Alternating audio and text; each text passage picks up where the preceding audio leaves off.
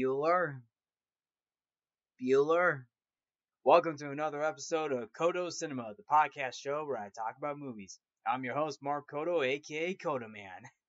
And yes, that is right. If you heard that right, I'm gonna be talking about Bueller himself. That's right, Ferris Bueller. I mean, if anything, when it comes to movies, Ferris Bueller's Day Off is one of them. And I'm not gonna lie, Ferris Bueller's Day Off is obviously one of the best coming of age films, particularly in the teen comedy drama. And and of course, going into a little bit of detail of this film, Ferris Bueller's Day Off is a 1986 American teen comedy film written, co-produced, and directed by John Hughes, and is co-produced by Tom Jacobson. The film stars Matthew Broderick, Mia Sara, and Alan Ruck, with supporting roles from Jennifer Grey, Jeffrey Jones, Edith Marie McClurg, and many more. The plot of this film tells the story of a high school slacker named Ferris Bueller, who's being played by Matthew Broderick. He skips school with his best friend Cameron, being played by Alan Ruck, and his girlfriend Sloane, being played by Mia Sara, for a day in Chicago, and regularly breaks the fourth wall to explain his techniques and inner thoughts. So, yes, that is basically the plot of the film. I mean, it's the title of the film, too. I mean, Ferris Bueller's Day Off. I mean, you could definitely put the pieces together and say, oh, the plot of the film is basically Ferris Bueller taking a day off. So, yeah, you can basically come to realize that. So anyway, now the idea of this movie came from John Hughes, who, as I mentioned, directed the film, who produced the film, and wrote the film as well. Now this is also coming off the heels of his previous film, The Breakfast Club, which came out in 1985, and now a year later he came out with Ferris Bueller's Day Off. Now, out of all the out of the films that he has now, when it comes to his films, John Hughes is known for a lot of teen films. He has wrote and directed some of the most memorable coming of age films, particularly in the teen comedy film genre. Now, the films that he directed, such as, well, of course, Breakfast Club and Ferris Bueller's Day Off. He also directed Weird Science, Planes, Trains, and Automobiles, including Uncle Buck. He has also written other films as well, which includes the first two Home Alone movies, even his contributions to the Miracle on 34th Street remake that starred Mara Wilson. He also wrote the vacation movie, the National Lampoon Vacation movies with Chevy Chase, starting with the first one that dated all the way back in 1983, along with the second film that came out in 1985, and of course the Christmas Vacation one in 1989, which Uncle Buck also came out the same year as well. Now, for Ferris Bueller's Day Off, John Hughes wrote the screenplay in less than a week. Holy cow, less than a week. I mean, I guess he knew right away. I guess he knew right away what he wanted to write then. Now, principal photography of this movie began in September of 1985 and finished in November. So September, October, November. So that's not a long shoot. So that's a pretty short principal photography schedule. Now, of course, this movie takes place in Chicago, and it featured many Chicago landmarks, including the Sears Tower, Wrigley Field, and the Art Institute of Chicago. Now, the film, according to John Hughes, it is described as a love letter to Chicago. And John Hughes says this, and I quote, "I really wanted to capture as much of Chicago as I could, not just in the architecture and landscape, but the spirit of it." So So basically, throughout the entire movie, he's capturing like the spirit of Chicago. So not just the buildings and landscapes, but getting into the spirit of it. And of course, this is also a trend that he also uses in his other films too. Like most of his teen comedy films takes place in the Chicago area, most notably the Chicago metropolitan area, like a Breakfast Club, Uncle Buck, including the first two Home Alone movies. Although even though the second Home Alone movie took place in New York City, the first part of the film took place still in Chicago for the Home Alone sequel. But you kind of get the gist of it. John Hughes likes to shoot his films around the Chicago area. Even some of the references, even there are even references to his other films that there are even references to Chicago in his other films, like like in The Great Outdoors, for example. It's not in Chicago. It's not in Chicago. It's in a different location. Different.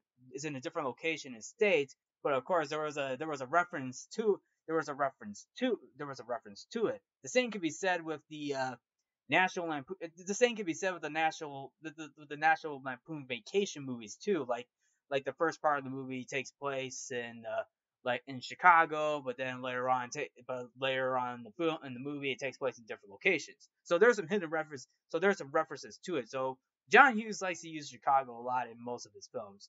Now going to Ferris Bueller.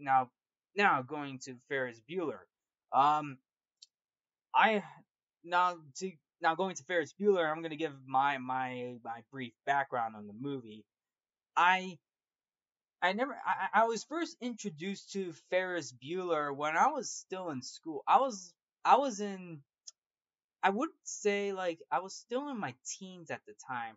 I was in my teens at the time, very early teens. I was in my preteens at the time where I was introduced to Ferris Bueller's Day Off. Now, I didn't know what this movie was about, and the more I watched and the more I realized, like, huh, this is actually interest. This is very interesting. This is funny. This is good. How do I know these actors? And I completely recognized Matthew Broderick because Matthew Broderick has been popping up in different films lately, especially throughout his career. Like like Matthew Broderick has Matthew Broderick, like he has been in different roles, and and of course with Ferris Bueller is his pop is in my opinion Ferris Bueller is his popular role. Like Ferris Bueller and Ferris Bueller's Day Off, that is Matthew Broderick's popular movie role in my personal opinion. Like you get like not just from the film itself, but like some of the memorable quotes and moments as well.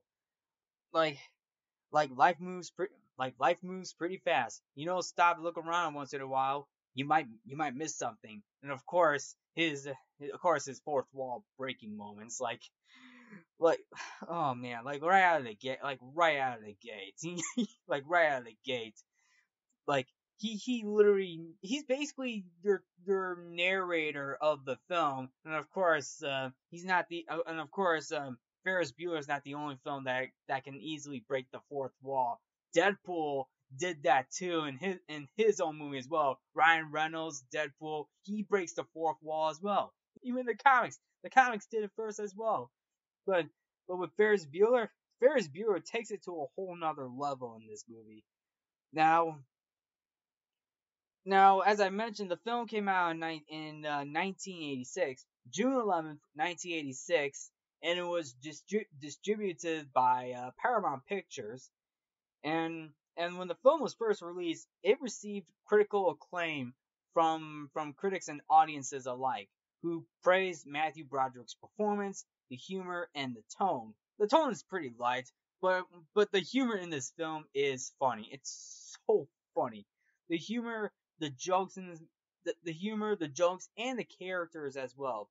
I mean, come on, it's Ferris Bueller. Ferris Bueller is obviously one of the most memorable characters, and of course, the movie is also referenced in other movies as well. Like there's been a lot of references going on. There's a lot of Ferris Bueller references.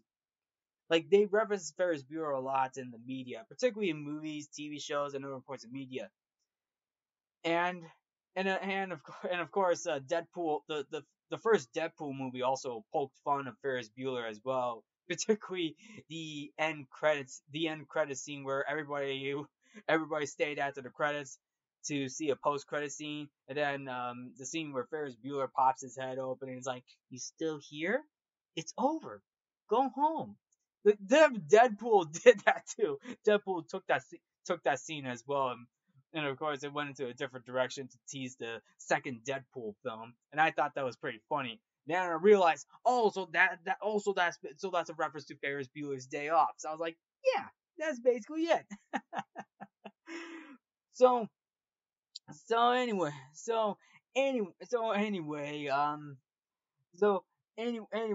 gonna break down the film. So anyway, before I break down the movie, what did I think about the film? Oh, come on, I love the film. Ferris Bueller's Day Off was a fun film. That was a fantastic movie, fantastic coming of age teen comedy film. I thought it was great. I thought it was great. First time watching it, and then seeing it more and watching it more and more and more. It really is that film. Come on, it is a fantastic film. All right, all right. So time to bring on. All right, so time to bring on some nostalgic vibes because I'm gonna talk about Ferris Bueller's Day Off. So of course the movie opens up in a Chicago suburb. Now this is 2 months before graduation, and of course Ferris Bueller is a senior in high school. So he wakes up and of course, for those of you who have seen the film, realizes that he is faking an illness. But of course, his parents bought the whole idea, bought the whole idea that like Ferris Bueller is ill. His mom, his dad, all look at him, noticing that he woke up feeling dazed, like he couldn't, like Ferris could barely see, he could barely get out of bed, and of course his hands is all clammy and stuff. But of course, Ferris Bueller's sister, um, Ferris Bueller's sister, Jeannie, who is being played by Jennifer Grey, she stands there she stands there all being like, she's being this whole snitch, a bit of this whole snitch and bratty sister to her brother Ferris, and of course Jeannie flips off Ferris Bueller by saying, "Did you bite the big one?" I mean, she says that while flipping him off. She gives him the middle finger, but of course, Ferris Bueller winks at her. Ferris Bueller winks at her, knowing the fact that Ferris is making all this up. So you know right away that that he's making this up. That he's making this up, and his parents bought it. Jean even go Jean Jean Jean even goes so far to say, um, so far to say that she wants out of this family because um the fact that her parents bought this whole fake illness that Ferris Bueller is plotting. Even though the parents don't know that, she knows, and she knows it. So you already got the whole idea what's going on. So after the family left the house, Ferris Bueller sits up in his bed, and he looks at the audience and says, "They bought it." And then of course you get the whole MTV music theme playing, knowing the fact that this is like a sign of victory. They bought it. They actually bought it. They bought. They fell into Ferris Bueller's prank that Ferris Bueller faked an illness. And of course, like throughout the entire opening of the film, it's just Ferris Bueller talking to the audience, which is basically breaking the fourth wall. He tells he tells everybody that he feels incredible, knowing the fact that that was one of his worst fake illness performances that he has ever performed. And then of course this was on a Monday, but this is on a Monday. Of course, the big payoff is when he opens the blinds to his in his room. He looks outside. He looks outside of the beautiful day, and he really says, how can I possibly go to school on a day like this? Like, yeah, exactly. How can you go to school on a beautiful day like this? And he looks outside, clear skies, clear blue sky. It's sunny. It's not raining. You barely see any clouds out there, and and of course, it's so hilarious too. Like, how can I possibly do school on a day like this? Like, it's so funny, man. Come on. The way how he said it was so good too. So then he does his morning routine. He does his morning routine by going to the bathroom, taking a shower, brush his teeth, and then while he's also talking to the audience, he also gives in his own thoughts of how he was able, how to fake fake an illness as well, while also setting up a diversion, knowing the fact that he's gonna put he's putting one of those mechanical dummies in his bed, just to fool parents, let them know that, hey, this is Ferris Bueller in his bed sleeping, and and then of course you get the one of the famous quotes from this film: "Life moves pretty fast. You don't stop and look around once in a while, you could miss it." That's basically the quote of that movie. Like life moves pretty fast. I will say this. Like sometimes, and of course, and sometimes it does. Time flies by very quick, so if you don't stop and look around once in a while, you could miss it. Yeah, and that's a very good quote. Like sometimes, like it goes by very quick, you don't even notice it. Yeah, I mean Ferris Bueller has a point too, and of course he also adds on to it that this was his ninth sick day. So so technically, Ferris Bueller was absent 9 times. 9 times. This was his ninth sick day, and if he had to go for 10, and if he had to go for 10, he had to barf. He might have to barf out a lung. That's what he said That's one of the. He said something like that in the movie, for what I can remember. But anyway, later on in the next scene, we get the student roll call from an economics teacher who's being played by Ben Stein, and this is of course the famous scene. This is the famous scene, one of the famous scenes in this movie where the teacher is trying to call out Ferris Bueller's name just to make sure. This is basically the attendance roll call right there, and once he gets to Bueller's name, he calls out for Ferris Bueller's name by saying Bueller, Bueller, Bueller, Bueller, until a student interrupts and to tell the professor that I forgot what the student said. Like I forgot. It was a very long quote, but I completely forgot. But the last part says Ferris Bueller got passed out. She told the professor. It was a girl, by the way. It was a girl who told the professor or teacher, I should say, that Ferris Bueller passed out on 31 or something different flavors last night. Must be pretty serious. That's what the student said, and of course the teacher said thank you, and then the teacher continues on the attendance roll call. He tries to call out another student named Fry, but of course he calls out Fry multiple times. Fry, Fry, Fry. But of course, Fry is Ferris Bueller's best friend. That's Cameron Fry, being played by Alan Ruck. It cuts to Cameron Fry's home in what looks to be a forest preserve of some sorts. Um, he's in bed. He's in bed. He feels like complete crap because he has this hypochondriac condition where it's a condition in which a person is excessively and unduly worried about having a serious illness, and and he's in bed. He gets a phone call from Ferris, who's just basically and he's just basically hanging out in the backyard drinking what looks to be a smoothie. Ferris wants to invite Fry over to come on over because obviously he's taking a day off. And then later on, of course, Cameron is able to get into the whole ordeal.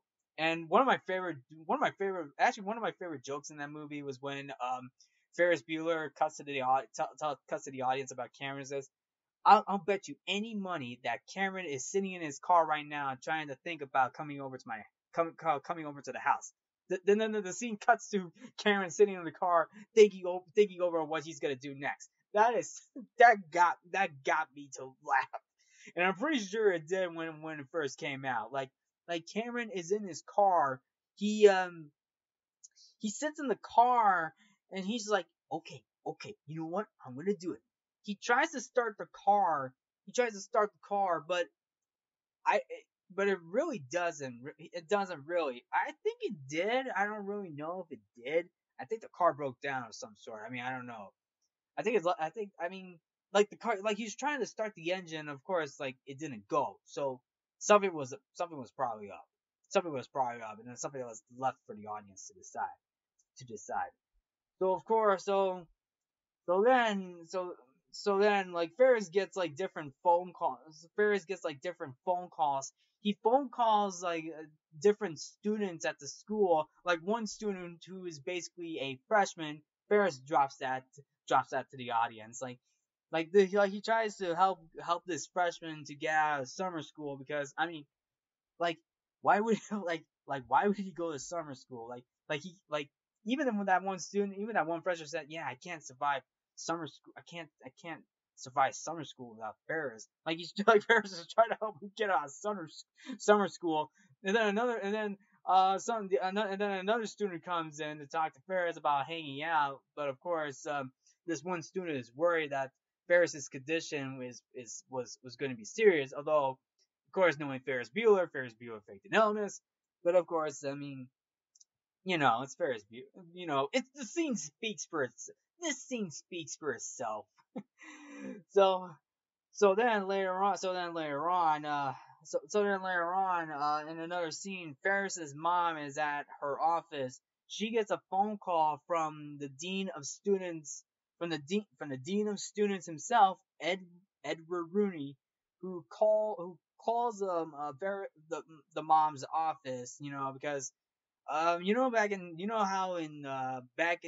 before going to college, how in school, how a lot of schools nowadays, elementary school, junior high, and high schools, if a student is not feeling well, they have to call the dean's office to let them know, hey, that student won't be coming in. Well, apparently Ferris's mom forgot to do that, but somehow Edward Rooney, who's being played by Jeffrey Jones, he finds that he calls the mom and literally tells her that he's determined that he's going that he doesn't think he believes that he tells her that Ferris won't be graduating. Well, he tells the mom that he believes that he tells her if Ferris thinks that he can coast through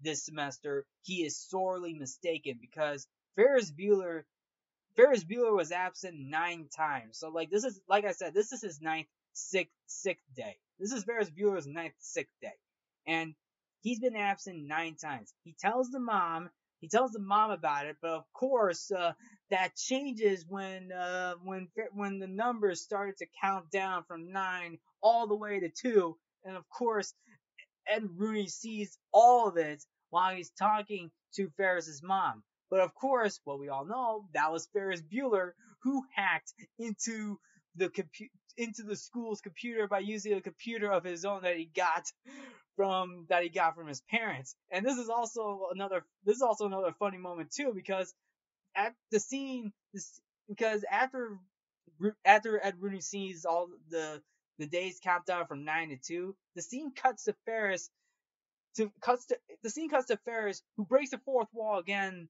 and says, "I asked for a car. My parents bought me a computer." And I forgot what the rest of the other quote was, but it was something. But it was something else. But it was so funny too because now he can because now he can hack into the school's computer. Oh my goodness! Like, oh my goodness! It may not be the gift that you wanted, but it is the gift that comes and goes.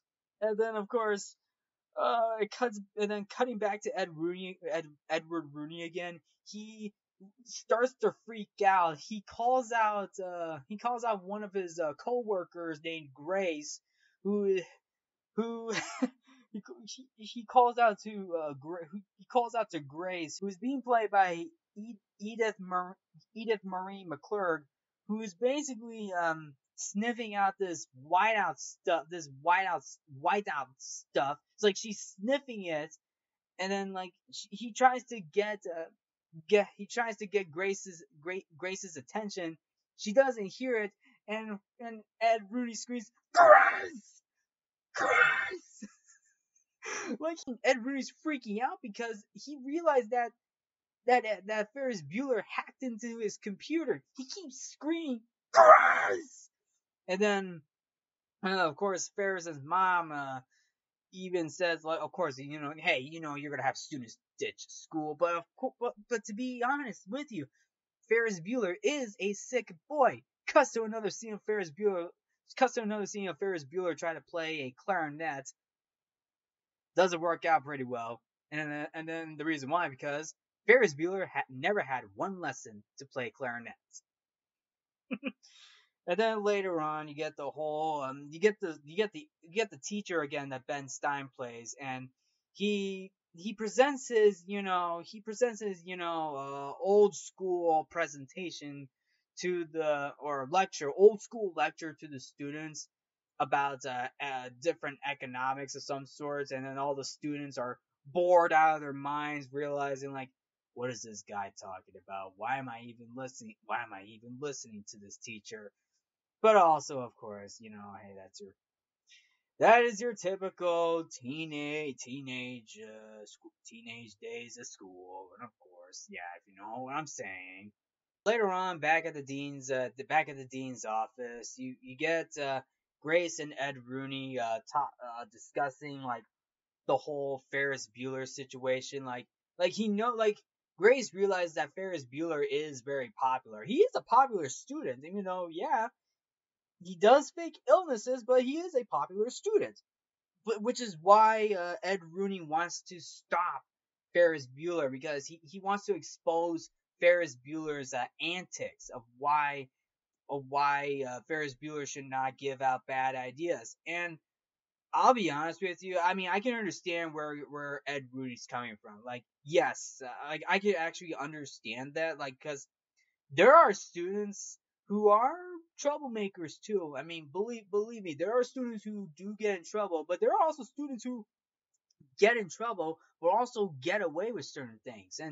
And surely enough, Ferris Bueller does he does get away with a lot of stuff in this movie, by the way.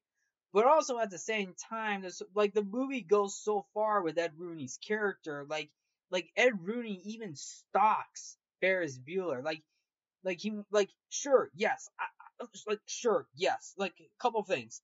Sure, yes, a couple of things. One, I understand where Ed Rooney's coming from, because one, he wants to make sure that his students in this school succeed and graduate. I mean, that's the whole point. I mean, you gotta make sure your students graduate on time, otherwise they're gonna have consequences. But but and I could understand why he just wants Ferris Bueller to stop doing all of this. And of course, this may result in him in getting an extra year at school. He may have to do an extra year in school in order to graduate. But but stalking a kid is going too far. Like, like Ed Rooney goes so far to stalk Ferris Bueller. Like he leaves the school grounds to find Ferris Bueller, and that's what he does. That's what he does in this movie. Like part of it. I mean, a part of me is like, well, okay, I know you want to stop Ferris Bueller, but that doesn't mean you should go off of school grounds just to hunt him down. Like, isn't there supposed to be a parents involved in this situation? Because this is a high school kid you're dealing with. And and of course, but of course, I mean that's the whole point of the movie. In real life, in real life, like let me be honest with you. If that happened in real life, where somebody goes so far, where a dean of students goes so far to leave school grounds to hunt down this student just because just because had he or she had 9 absences, and then of course not without the involvement of a parent or trusted adult. That's basically violating code of conduct, like school code of conduct. Like, correct me if I'm wrong. I mean, correct me if I'm wrong, but isn't there like a school code of conduct where a superintendent a superintendent is not allowed to, like, hunt down kids off of school grounds, like during school hours, like off a school ground during school hours of some sort. I mean, correct me if I'm wrong. But this is just me saying, like, I get it that Ed Rooney wants to make sure his students succeed, and Ferris Bueller is that example because Ferris Bueller had 9 sick days, although of course ditch days I should say, but but but I get it, but at the same time that doesn't mean you should that doesn't mean you should go off school grounds to stalk a kid like that. Like that's wrong. That is just wrong. Where's the parents? Like, don't you need a parent? Don't you need like a? I mean, don't you need to talk to a parent about that, or a kid's parent, or a trusted adult about that? I mean, I'm just saying. I'm just saying. So anyway, Ed Rooney gets a phone call, which turns out to be a phony phone call from Cameron Fry, who impersonates a police inspector, or who impersonates a police inspector with a French accent. Ed Rooney thought Ed Rooney thought that it was basically Ferris Bueller pulling a prank, and he insults Cameron Fry because, like, the thing is, Cameron's trying to pull off a dead grandma situation, and Ed Rooney even goes so far to, like, insult to make insults about the dead grandma. Like, he wants to see the body. I mean, like, dude, come on, like, don't go that.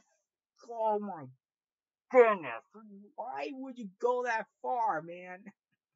Why would you go that far? Of course, like I said, this is a phony phone call, by the way. But even, um, but Karen Fry, who basically impersonates Sergeant Peterson,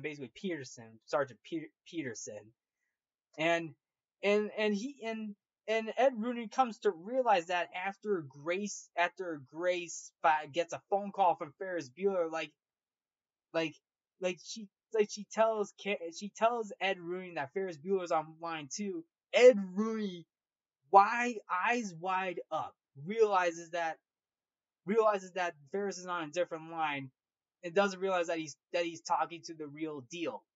And this is where it gets crazy too, because Ed Rooney just literally at a loss of words, just insulted just insulted just insulted not only the phony Peterson, but also the dead the dead relative. Like, come on, man. Come on, man. That's just come on, that's just rude. I mean, come on, Ed Rooney. But of course, obviously he falls for that because this is Ferris Bueller's plan. Ferris Bueller set this whole thing up, by the way, just so he can just so he could get Sloan just so he could get Sloan out of class. And Sloan Peterson, Sloan is being played by Mia Sarah, and she's basically Ferris's love interest. So yeah, so yeah. Anyway, so yeah. Anyway, Cameron and Ferris are trying to come up with a plan to like how to get Sloan out how to get Sloan outside. But it does get into a bit of a situation because like Cameron does go a little bit far, it goes a little bit too deep into Ed Rooney by the fact that he wants Ed Rooney with Sloan out front, but Ferris freaks out. And of course this is because Ferris freaked out. This is also because Ferris freaked out, knowing the fact that this is a phony phone call that we were making. And this also leads to an idea. It's like how they're gonna get Sloan. Well, it turns out Karen's got this Ferrari at his home, and there's a soundtrack there's a song that is being played in the background, and it's basically a song. He got this song that there's this song that's being played in the background, which is basically called "Oh Yeah."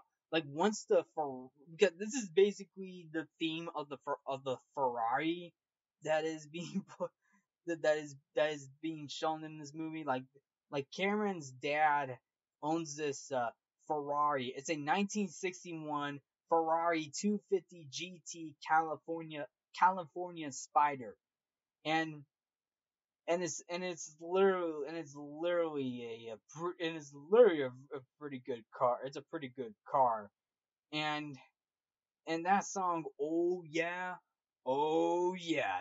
that has a nice touch to it to introduce a car like that, Ferrari. So Ferris and Cameron take the car. They take the car, but Cameron fears for his father's wrath, and because like if anything happens to the car, you know what's gonna happen. Yeah, hey, if anything happens to a car like that, if it was owned by someone's relative, oh, there's gonna be some wrath going on. So Ferris decides to take the car on a well on a day trip into Chicago. But before that, Cameron and Ferris went to the school to pick up Sloan Peterson, and they do so. So the Sergeant Pearson, who's the Sergeant Pearson? Well, if you thought it was Cameron Fry, no, it was Ferris Bueller. Ferris Bueller decides to disguise himself as Sergeant Pearson. He's wearing this trench coat and a hat, sunglasses, who almost looks like the Inspector Clouseau from the Pink Panther. And of course when Sloan sees Ferris disguised as Mr. Peterson, Sloan kisses Ferris in the lips, and I'm just like, are you trying to blow your cover or something? Are you trying to blow your cover, Ferris? Okay, because this is one of those moments where Ferris Bueller almost blew his cover. Like, I don't know the whole idea of that, but Ferris, Ferris, Ferris, don't blow your cover like that. I mean, yeah, it's good that you're seeing your girlfriend, but you're still in disguise. Don't blow your cover by kissing your girlfriend when Ed Rooney is standing outside on the front porch. If you know what I'm saying. I mean, they should have let the school. Oh man, they should have left the school. They should have left the school before. They should have left the school before Ferris and Sloan made that move. But anyway, of course, they do leave the school grounds by revving up the engine, and they take a day trip into Chicago. And of course, later on, Ferris's sister Jeannie gets gets jealous she gets jealous, and because you know how Ferris Bueller is popular, everybody loves Ferris Bueller. One student just starts a donation, starts a little donation. He has this like little Pepsi Cola can for asking people for donations to to get Ferris a new to get Ferris a new kidney. So it's like a kidney implant or something. But Ferris's sister Jean is so mad that she smacks the she smacks the Pepsi Cola can out of this guy's hand, and this guy is all pissed. Although he doesn't know that he's talking to Ferris's sister. Like Ferris's sister Jean is so jealous right now, and it sucks for her, I guess. But anyway, I mean, yeah, you can understand why she's jealous. I mean, you can understand why she's jealous, but later in the film, she does come to realize a little bit. But anyway, Ferris, Cameron, and Sloan all go to Chicago. They all hang out in Chicago. They go to different They go to different locations. They give the car. They give the Ferris gives the Ferrari car to two different parking garage guys who would take a joyride throughout Chicago. Who take a joyride throughout Chicago, which is so funny. And one of the moments is when those two guys were driving in slow motion, and the Star Wars theme and the main Star Wars theme song is playing in the background as they're enjoying their joyride. It's so good because it was in slow motion, and the guys are just driving by as if as if there were as if freedom was ahead as if freedom was straight ahead for those two. Like, wow. but but anyway, we go back to the moment where Ed Rooney tries to try to make a phone call to the Petersons, but unfortunately that did not go through because there was a voicemail box left with Sloan saying like, we haven't done in the family. But of course, Ed Rooney realizes that Ed Rooney knows that Ferris is setting this all up. He knows he's setting this all up, which is why he decides to leave the school grounds to find Ferris. Like I said, he's going so far to find Ferris. Like he's stalking. He's about to go stalk. He's going to stalk.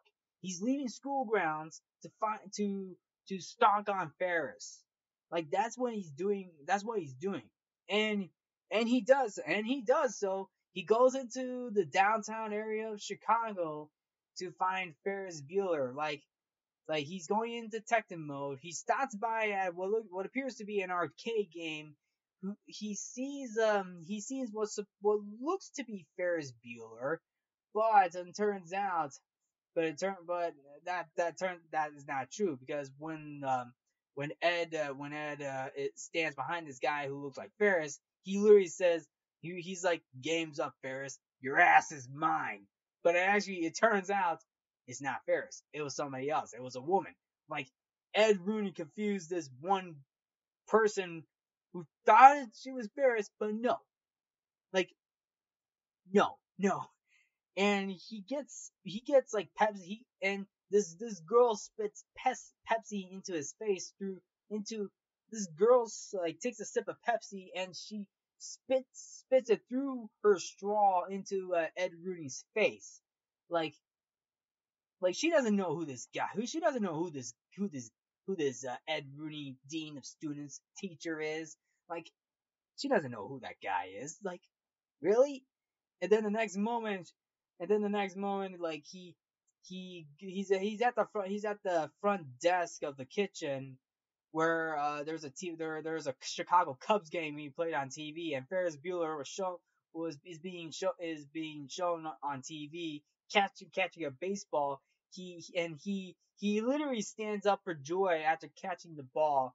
Ed Rooney doesn't see it at all because he's wiping his face with napkins from that Pepsi. literally thought that he was going after Ferris Bueller, but instead he went after a girl who looks like Ferris Bueller. But then Cameron and Ferris were at the ball game, saying, "Hey, hey, bada bada, swing, bada." And that was a good moment too. Cameron, Sloan, and and Ferris, they go to this restaurant in Chicago, in the downtown area of Chicago, which reminds me of that restaurant from the Blues Brothers. I think it's the same restaurant too, but of course, Ferris realizes that the restaurant that he and his friends were at was the same restaurant that his father goes to. Like, out of all the restaurant places in Chicago that Ferris's father goes to, the one that he ends up at is the same restaurant that he would go to. I forgot what the name of the restaurant was. Like, I forgot the name of the restaurant, what the name of the restaurant was, but it is one of those like classic restaurants in Chicago, and one of those classic restaurants in Chicago that you see in movies. Just in my personal opinion. So anyway, they were able to so the three were able to stay out of the were able to get to stay out of the way for Ferris's father. They visit the Art Institute of Chicago. Which is which is basically the museum, which is basically that museum they went to where test screening audiences didn't like that scene because of how it was, not only because of the music, but also the way how it was placed. So that scene that scene was used for an earlier scene instead of like the last scene they would go to. And it's still, but at the same time, it was a pretty famous scene because you get the famous standing moment between Ferris, Cameron, and Sloan. Like they both stand with their arms crossed over as if they were like models of anything. And that's a pretty famous that's a famous moment. That's a famous still moment right there, if you know what I'm saying. Where the three are standing straight, having their arms crossed, and they were just basically standing as what appears to be models. That's a pretty famous scene. Now, of course, later on, we go to the parade seat. We go to the parade where Ferris Bueller steps on a float and literally sings, and he sings "Twist and Shout" by the Beatles. This scene, now Matthew Broderick did some dancing for that scene, and he did get and that scene, the choreography for that scene was done by Kenny Ortega, and to tell you the truth, that was a pretty good moment. That was a good moment. The whole parade sequence was very good. I really liked the parade sequence, and the whole parade sequence was very good, and I really liked that. And dancing, like now Matthew Broderick's dancing was good too, but he even stated that he was scared. He was very scared, and but the thing was, the whole dance choreography was carefully sequenced and choreographed beforehand, so it actually worked out very well during the film, during not only during rehearsals but also during the entire shoot as well. Now, now, of course, Kenny Ortega would later choreograph Dirty Dancing with Jennifer Grey, because Jennifer Grey is also in Dirty Dancing. She plays one of the main characters in that movie, and of course, she plays Ferris Bueller's sister in this movie. But of course, after the whole dance sequence, Matthew Broderick was pretty sore after the dance sequence, but he was still well enough to do what you see in the parade there. But he couldn't do most of Kenny Ortega's knee spins and things like that he had worked on. And when they did the shoot, the choreography was there, and Matthew Broderick remembered it. Even John Hughes would yell with a megaphone, "Okay, do it again, but don't do any of the choreography." So yeah, so the choreography, they were able to nail the dance choreography, and then of course later on we cut back to Ed Rooney, who goes to Ferris Bueller's house. Like, he goes to Ferris Bueller's house to find Ferris, and he rings the doorbell. But of course, what he doesn't realize is that, this whole recording, like, Ferris Bueller planned this whole thing. Like, he had this recording where he tells, like, whoever's at the door, he tells that person, like, who is it? Oh, I'm sorry, I can't come to the door right now. I'm afraid of my weakened conditions. If my weakened conditions, it would definitely lead into further school absences. You can reach out to my parents. Thank you for stopping by. Have a nice day. Like, Ed Rooney realizes that too. Like, he knows damn well that, like, Ed Rooney knows damn well that that Ferris Bueller set this up. Like, he knows that. And he tries to go around to the front, he tries to go around to the back of the house to find Ferris. And, like, he stepped, like, only to be stepped in mud, and then getting chased by a dog. I don't remember Ferris Bueller having a pet dog, but I'm pretty sure there were some early ideas where Ferris Bueller had a dog. And I forgot what the breed of the dog. I forgot the dog. I forgot the breed of the dog, but it was definitely a dog. There was a dog. Like Ed Rooney gets chased by a dog, and the only way to escape that was to give the dog his shoe. He gave the dog one of his shoes, and just so he can escape. And he tries to get it back, but the dog, like, literally barks at him, tries to bite him and maul him. But of course, Ed Rooney knocks the dog out. Now you're probably wondering, how did he knock the dog out? Well, it turns out, some flower guy who was delivering flowers to Ferris Bueller's home, and he's just basically giving flowers to Ferris, just for, like, a get well soon gift. And of course, the flowers was from the faculty from the school as well. And as the truck drives off, the truck driver honks the horn at Ed Rooney, and Ed Rooney just gives the truck, just flips him off, just flips him off. And then of course and then Ed Rooney, like, goes back to the fence, tells the dog, like, hey, come here, Poochie, Poochie, Push. Come here, Poochie, Poochie, Poochie. Look what Uncle Eddie's got for you. So Ed Rooney's got a gift for the dog. He knocks the dog out with the flowers, and this did left the audience to decide, like, what did Ed Rooney do with the flowers? What did Ed Rooney did with the dog? Well, he he literally knocks the dog out with the flowers. So, like, yeah, the dog gets knocked out, and he was able to he gets his shoe back later on at the end of the movie. But of course, Ed Rooney, like, here's a car pull into the front of the house. He thought it was Ferris, but no, it was Ferris's sister Jean. And before this whole situation, I gotta mention this next moment. Like, Jean comes out of the car, she sees a water tower that says "Save Ferris." Like, that's the first thing you probably see when you come home, is something surprising, and that is basically a water tower that says "Save Ferris." Because, like I said, Ferris Bueller's a popular kid. You gotta save the popular kid, I guess. Hey, you gotta save the popular kid. But anyway, Jean comes on home, runs upstairs, slams the door open to Ferris's room, realizes that she sees is a dummy in the bed, and she's like, "I knew it!"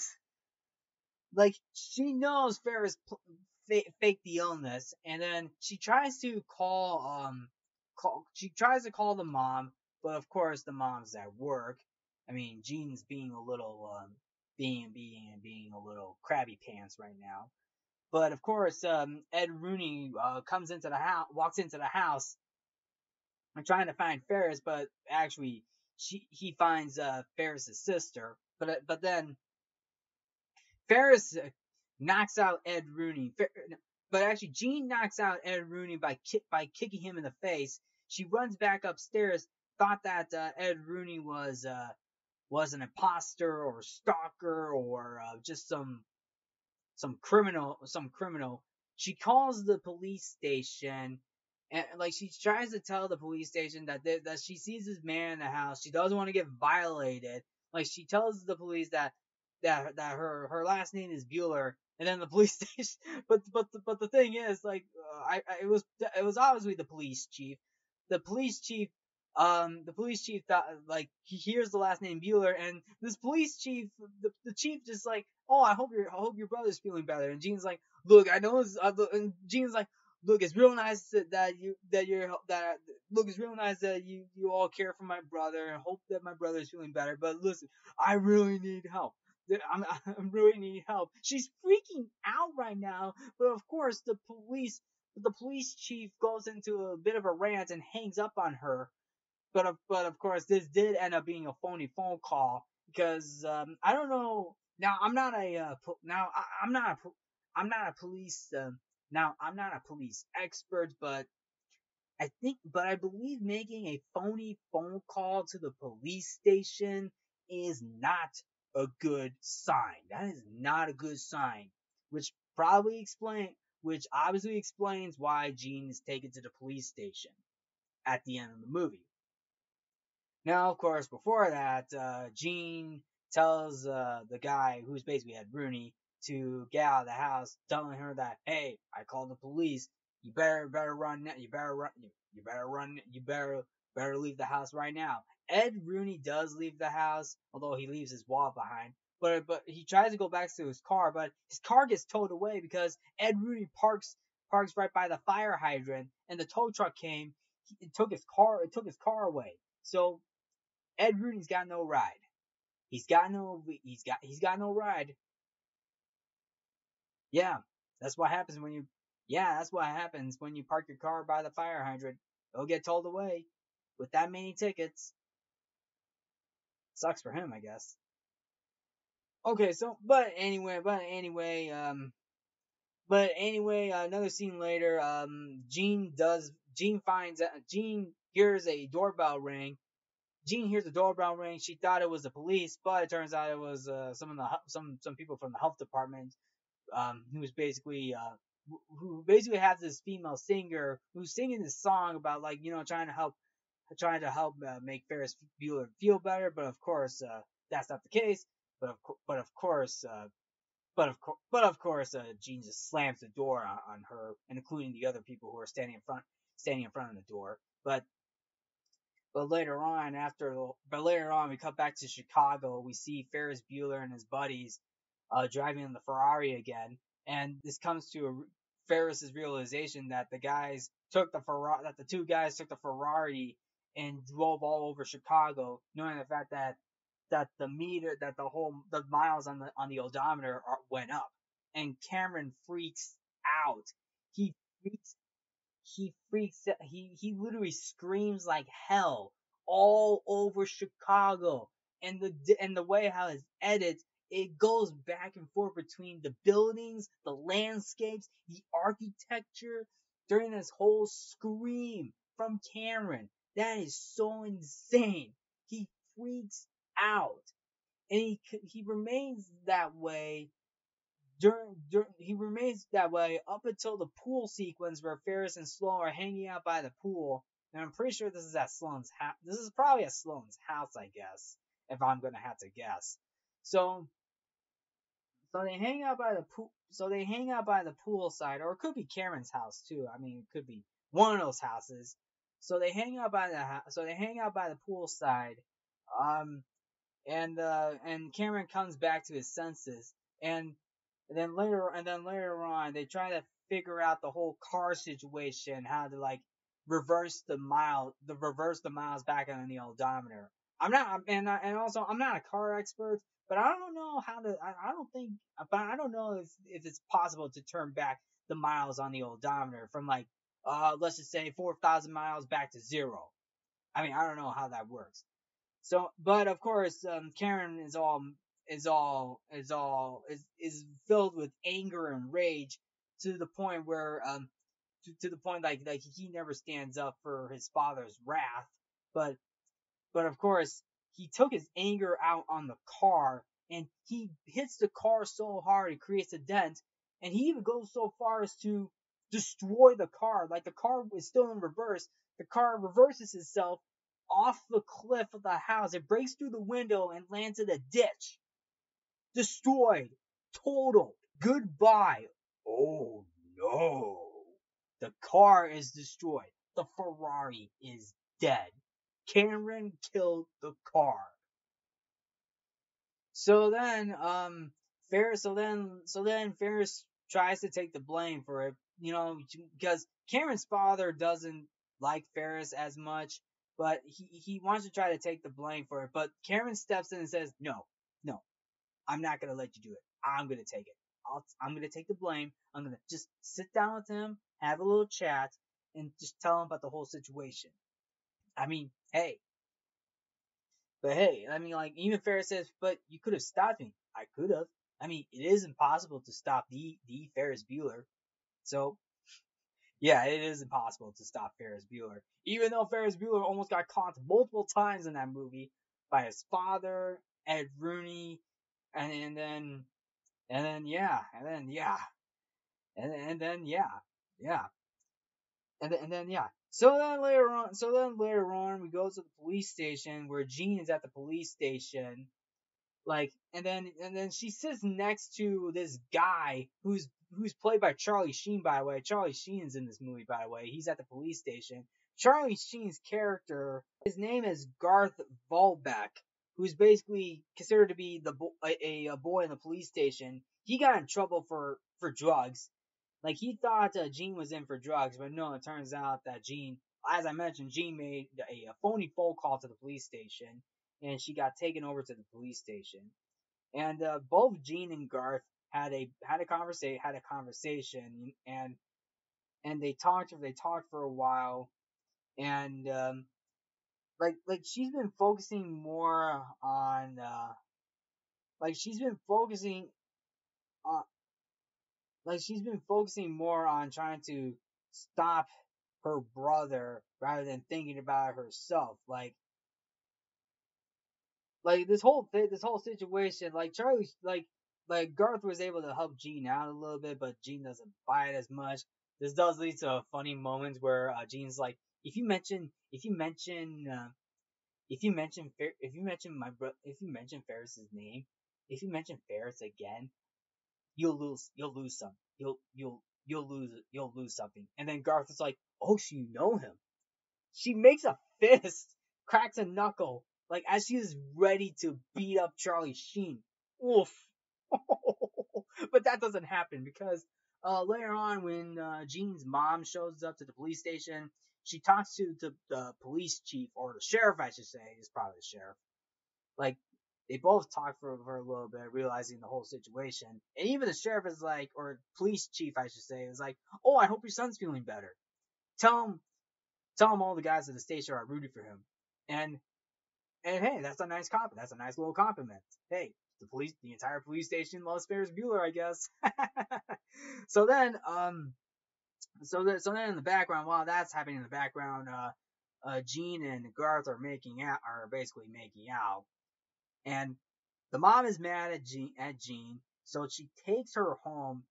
And Jean's basically driving, so technically that's probably her punishment. But her punishment gets worse as Jean gets pulled over by the police, by the police for speeding and going past multiple stop signs, because Ferris Bueller is running home. Now, before I go into the whole running sequence, um, uh, Ferris and Sloane have one last final conversation before the day is over, and then they both share a kiss, and then Ferris realizes the time on her watch, like he realizes that he needs to get back home, right now because his parents are on their way home. So so he's basically doing this whole running sequence to get back home. He's trying to beat the parents and his sister.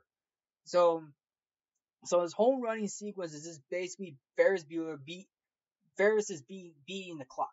He's got to beat the clock. He's got to beat the parents. He's got to beat his sister. And of course, I mean, distractions come along the way. Like Ferris Bueller meets these two ladies who are tanning out in the sun, and then we got another moment where Ferris Bueller is going through different backyards. He steals a guy's soda can while barbecuing. He goes through a house, smells food, realizes that, hey, it smells delicious. Dinner's ready. He keeps on going. He jumps through. He almost gets spotted by his dad while driving. I mean, his dad doesn't notice because his dad was focusing on the road. And then Ferris Bueller jumps on a trampoline to jump over the fence, and then he's able to get back. He's able to get back home, but he tries to go through the back door. But he realizes that he got to get through it with the key, under which is under the mattress. But unfortunately, the key is missing. So who has the key? Well, none other than the dean of students himself, Ed Rooney. Like Ed Rooney finally beats Ferris. Like, he sees Ferris and it's like, he shows him the key. It says, looking for this? I got you, Ferris. I got you. And then of course, Jean's inside the house. She realized she hears the dean of students. Like, she hears him outside. Like, she realized like, oh yeah, Ferris is gonna get it. He's gonna get it. He's gonna get it. Like, he's gonna get it. He's gonna get in a lot of trouble. This guy's a troublemaker. And yeah. But unfortunately, Jean comes to her senses and decides to come to her senses and realize, like, I can't do this. So she decides to fill in. She decides to fill in for Ferris, saying like, "Oh, Ferris, thank goodness you're okay. Like, you gotta get inside right now. I mean, don't you want to feel better about coming back inside? Like, you should get into bed and rest. And this comes and she winks at Ferris. Like, it comes back. It comes back at the end, because Ferris winks at Jean at the start of the movie, but of course she returns the favor by winking at Ferris Bueller. Winking at Ferris Bueller. That's a good sense of foreshadowing too, like how like a wink like that. Like, you see a wink at the beginning of the movie, but later on in the movie it comes back and it pays off very well. That's some good foreshadowing right there. Like how Ferris Bueller fakes a fake illness, but Jean steps in to fill in for the fake illness. Telling Ferris, even, hey, listen, you're still not feeling well. Just get back inside, get back into bed, rest up. Gives him the wink. There you have it. And she even thanks Ed Rooney for driving home Ferris Bueller. Well, anyway, Jean talks to Ed Rooney for a little bit, but unfortunately, she shows him his missing wallet. Like, Ed Rooney realizes that he left his wallet in the house. She throws it out of the backyard, slams the door, that wakes the dog up, and the dog goes after Ed Rooney.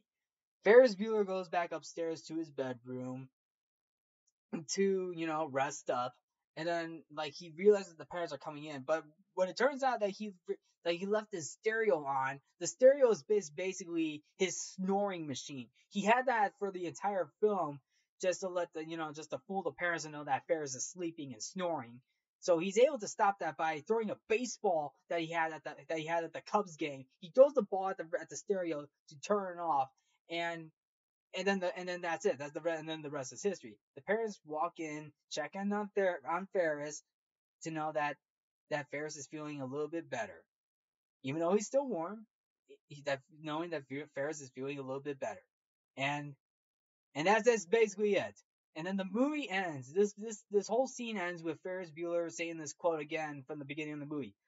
Like I said before, life moves pretty fast. If you don't stop and look around once in a while, you could miss it. And the movie ends just like that. And then the song of "Oh Yeah" is being played in the background.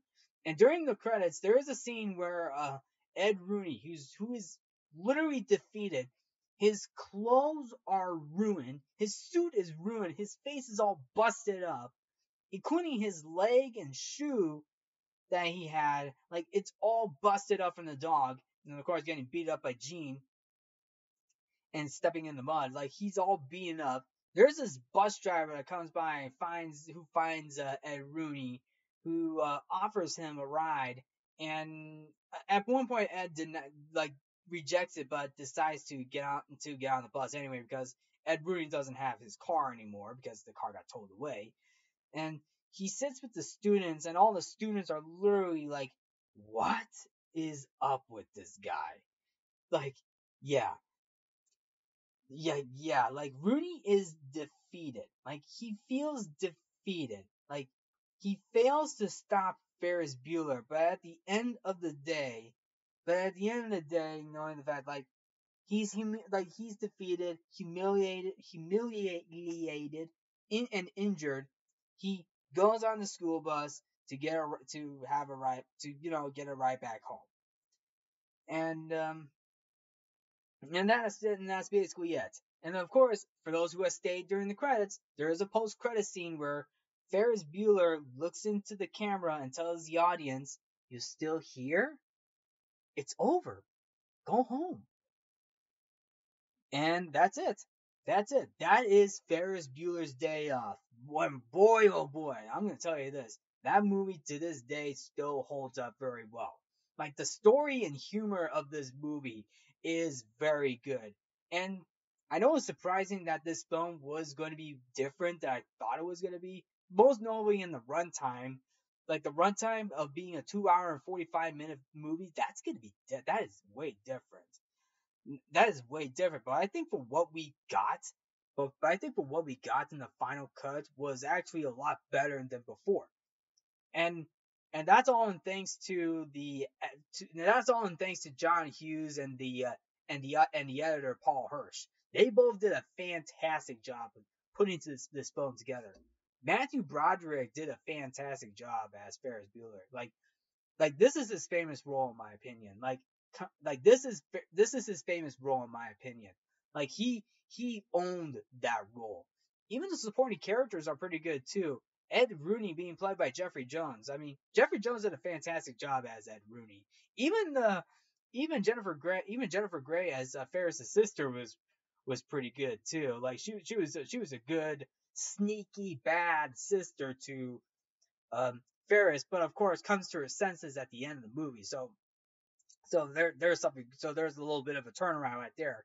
Even the supporting characters like Cameron Fry being played by Alan Ruck, he was very good. Even Mia Sara was very good as Sloane Peterson.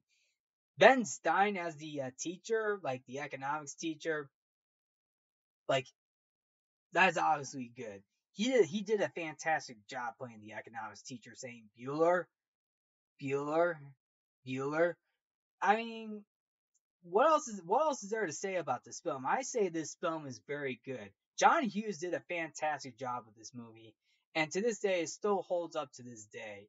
It is one of his best films in his filmography. And to this day, I still consider, and I continue to love Ferris Bueller's Day Off to this day, and it's still a good film, fantastic film. Good love letter to Chicago as well. So anyway, so basically that is it. But anyway, what did you guys think of Ferris Bueller's Day Off? Have you seen this film? If you have seen this film, did you like the film? Did you thought the film still holds up? Did you enjoy the film overall? Did you not like the film as much? I would like to hear your thoughts. About this film. So anyway, thank you all for tuning in to Codo Cinema. I'm your host, Mark Codo, aka Codo Man. Remember to watch movies and stay positive.